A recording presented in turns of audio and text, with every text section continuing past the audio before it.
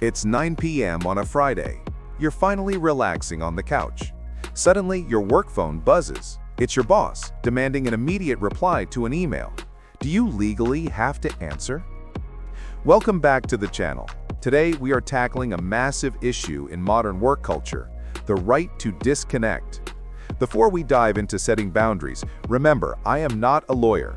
This video is for informational and educational purposes only and does not constitute legal advice. Okay, let's talk about that creeping feeling that you are never actually off the clock. We used to have clearer physical boundaries. You left the office building, went home, and work stayed there.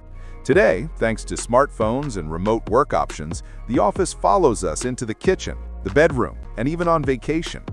This always-on culture is leading to massive burnout across the United States. You feel pressured to have that green available dot lit up on Slack or Teams at all hours because you're afraid it'll look bad if you don't. You are effectively trading your peace of mind for the appearance of responsiveness. So, is there a legal right to disconnect in the United States? The short answer right now is generally no. There is currently no federal law in the U.S. that grants a blanket right to ignore work communications after hours. We are behind places like France or Ontario in Canada, which have passed specific laws about this. However, that doesn't mean you have no protections. It depends heavily on how you are classified. If you are an hourly, non-exempt worker, the Fair Labor Standards Act, or FLSA, is very important here. If your boss requires you to read, process, and respond to emails or text after you have clocked out, that is generally considered compensable work time. You should be getting paid for that time, and it could potentially trigger overtime rates. Many employers have strict policies against working off the clock, specifically to avoid these lawsuits. If you are a salaried, exempt employee, it gets trickier. The expectation often is that you work until the job is done. In this case, your protections usually come down to company policy rather than federal law. Since the law is currently fuzzy for many of us, we need practical, non-adversarial solutions. How do you push back without putting a target on your back?